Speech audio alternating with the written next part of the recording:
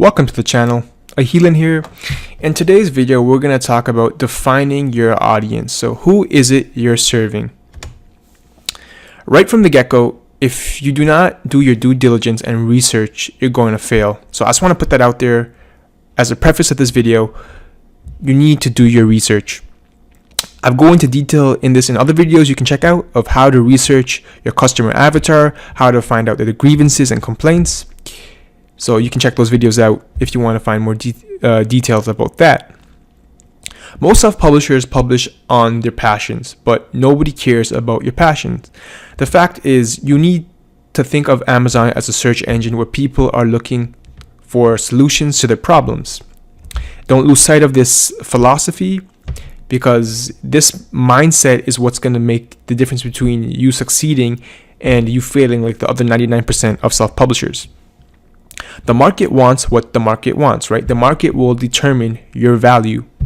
So, supply and demand 101, right? If you ignore the needs of your audience, then you will fail in self-publishing. Broad focus. You need to narrow down your specific audience in a more laser-targeted fashion. And again, in other videos, I talk in more in-depth detail about this, so you can check those videos out. Another reason could be you're not listening to your customers, right? And this is probably another big reason why a lot of self-publishers fail. They don't listen to their customers' grievances and complaints, right? So do not be the 50th keto book. What makes you stand out from the rest, right? What is your creative angle? What is your unique approach? How are you serving your customers better than your competitors, right? Have you researched your competitors? Do you see how they serve their customers compared to you? What can you do to stand out and do even better? Another reason why publishers fail is because you're not observing macro trends. So let's say perhaps it's summer vacation. So let's say around July, August, and you're still publishing cookbooks. Well, the thing is, people are out on vacation during this time and they have no time to read your cookbook. So maybe they're out with their kids, they're out traveling, etc. So you need to be observant of macro trends. And this goes for seasonal niches as well. You'll notice that books that are intended for gifts sell better during Christmas and November. So again, you got to be observant. I am a strong advocate of the diversification. Although paperbacks is where you will make most of your money, you still need to focus on audiobooks and even Kindle, because ACX is an untapped market at the time of this recording, which is December 11th, 2018. The earning potential is huge with ACX, especially with the $50 to $75 bounties for each new customer you acquire for them. It's currently $50 because I believe they decided to extend their old program and roll out the new program of $75 bounties in March 2019, I believe. So these are more fundamental reasons why you're failing. Bad covers. So I don't know how much you invest in your cover. I would say invest anywhere between $5 to $10 in a cover. Find a good cover designer on Fiverr. And again, you want a cover that appeals and that stands out from the crowd, a vibrant cover. So poor book description, so your copywriting is bad. Low content book, so what I mean by that is books with poor quality content, maybe written by someone where English is not their first language. You're not standing out from the crowd, so you don't have a unique approach. Once you can answer who is your customer avatar and what their needs are, you can start publishing. You need to step outside yourself and take a moment to serve others' needs first. I believe it was Zig Ziglar who said, if you can help enough people with what they want, you can get anything in life you want, right? So it all comes down to putting people's needs first and having a heart of servitude.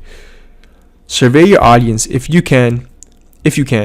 So if you have an email list of your audience, just shoot them an email. A mass email asking them what they want in the next book, what they didn't like, etc. So you can take from their constructive criticism and incorporate that to enhance your next book's quality.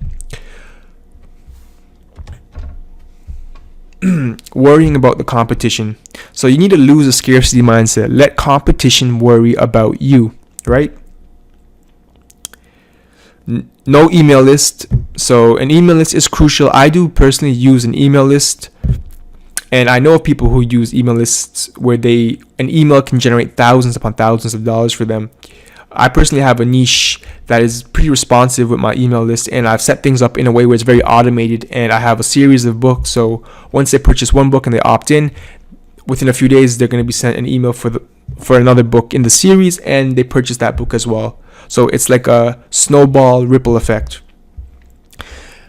Another reason is you're not treating publishing as a legitimate business but a hobby. All because self-publishing is an online business does not mean you can't treat it like a legitimate business.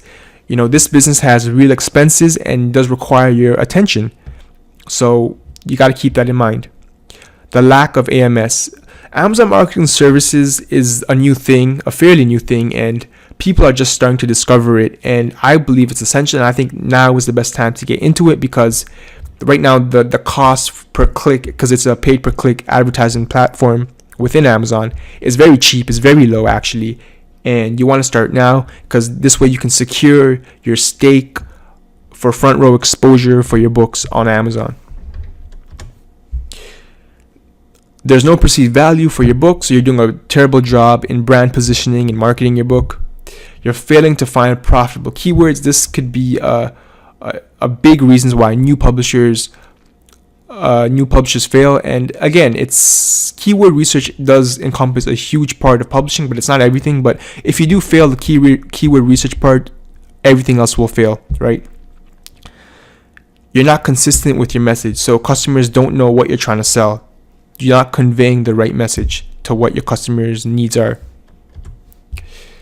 So overview of why you might not be having success.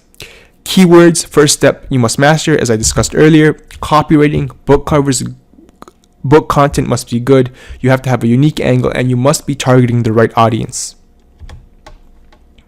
So there are other factors as well, so that are not discussed about by other publishers. So part of business is keeping your costs low and knowing your margins. So you have to know your net profit, you have to know your expenditure, you have to know your revenue, you have to know all the ins and outs and the nuts and bolts of the money aspect to your business. So if you spend 1K to get a book produced and you make 500 for 2 months, some people get really excited about this, but the thing is, that means it took you 2 months to break even. That means everything after 2 months is pure profit. So you want to kind of have a record of when you break even and after you break even, right? Because if you, let's say in another scenario, you spend 1K on a book and you don't break even, and let's say for the sake of math, let's say you make 100 a month, so, and you break even 10 months down the road. Well, yeah, you're making $100 a month, but $100 per month for 10 months is $1,000. So it took you 10 months to break even, and that's not even adding Amazon Marketing Services as a cost as well. So you have to keep these things in consideration.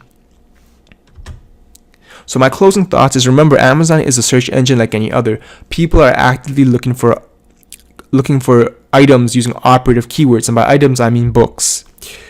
When you publish a book, think of it as an online asset that sits on Amazon and generates you passive income over time. So I personally still have books that make me hundreds of dollars every month that I published last year. So my mindset around books are that they are online assets, right? That generate me monthly recurring cash flow month after month after month. And if you follow the strategies that I've discussed earlier, you can get these same results too. I will continue to get into more deeper details in other videos of the mechanics of self-publishing. And yeah, that's going to be all for this video today. I hope you found it insightful. If you have, please like, subscribe, and share. Thanks for watching. See you in the next video.